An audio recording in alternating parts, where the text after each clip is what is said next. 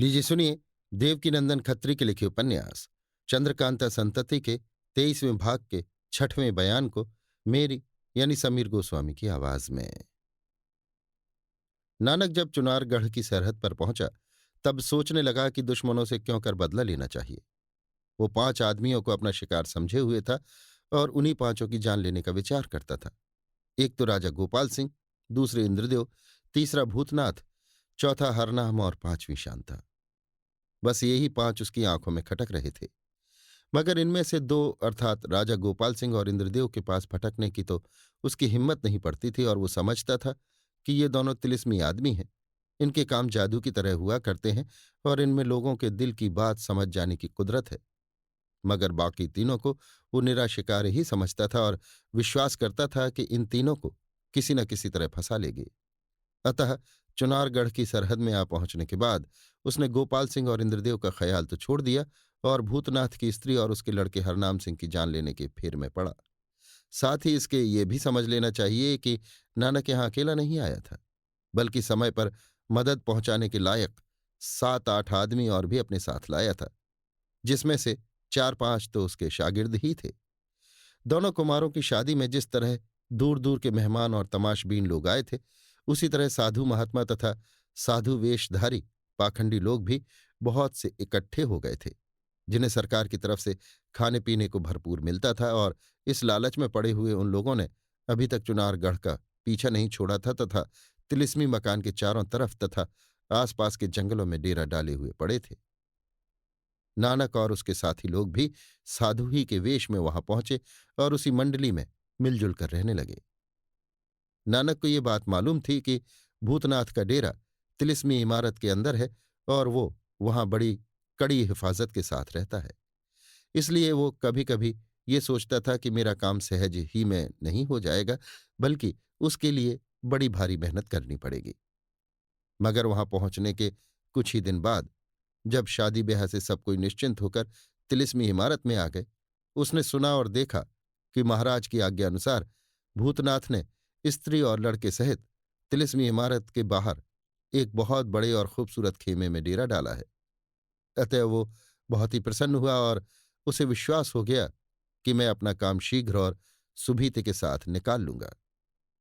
नानक ने और भी 2-3 रोज इंतजार किया और इस बीच में ये भी जान लिया कि भूतनाथ के खेमे की कुछ विशेष हिफाजत नहीं होती और पहरे वगैरह का इंतजाम भी साधारण सा ही है तथा उसके शागिर्द लोग भी आजकल मौजूद नहीं हैं।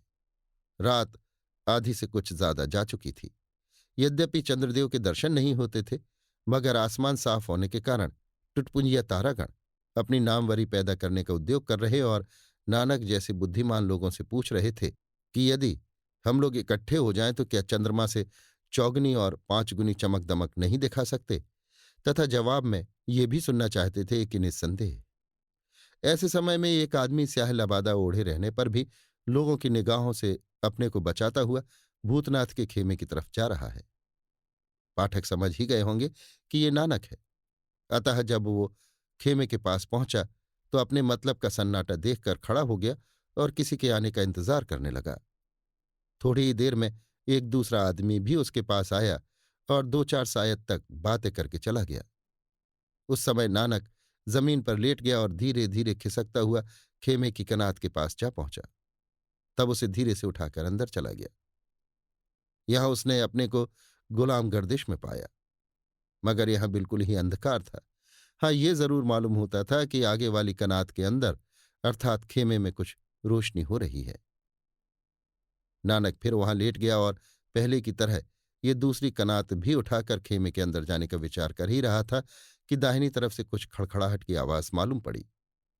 वो चौंका और उसी अंधेरे में 3-4 कदम बाईं तरफ हटकर पुनः कोई आवाज सुनने और उसे जांचने की नीयत से ठहर गया। जब थोड़ी देर तक किसी तरह की आहट नहीं मालूम हुई तो पहले की तरह ही जमीन पर लेट गया और कनात उठाकर अंदर जाना ही चाहता था कि दाहिनी तरफ फिर किसी के पैर पटक पटक कर चलने की आहट मालूम हुई।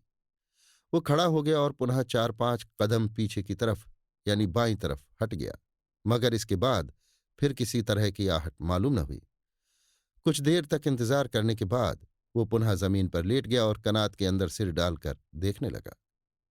कोने की तरफ एक मामूली क्षमादान जल रहा था, जिसकी मध्यम रोशनी में दो चारपाई बिछी हुई दिखाई पड़ी। कुछ देर तक गौर करने पर नानक को निश्चय हो गया कि इन दोनों चारपाइयों पर भूतनाथ तथा उसकी स्त्री शांता सोई हुई है। परंतु उनका लड़का हरनाम सिंह खेमे के अंदर दिखाई न दिया और उसके लिए नानक को कुछ चिंता हुई। तथापि वो साहस करके खेमे के अंदर चला ही गया। डरता कांपता नानक धीरे धीरे चारपाई के पास पहुंच गया। चाहा कि खंजर से इन दोनों का गला काटे, मगर फिर ये सोचने लगा कि पहले किस पर वार करूं, भूतनाथ पर या शांता पर। वे दोनों सिर से पैर तक चादर ताने पड़े हुए थे। इससे ये मालूम करने की जरूरत थी कि किस चारपाई पर कौन सो रहा है। साथ ही इसके नानक इस बात पर भी गौर कर रहा था कि रोशनी बुझा दी जाए या नहीं। यद्यपि वो वार करने के लिए खंजर हाथ में ले चुका था, मगर उसकी दिली कमजोरी ने उसका पीछा नहीं छोड़ा था और उसका हाथ कांप रहा था। अभी आप सुन रहे थे देवकीनंदन खत्री के लिखे उपन्यास चंद्रकांता संतति के 23वें भाग के 6वें बयान को मेरी यानी समीर गोस्वामी की आवाज में।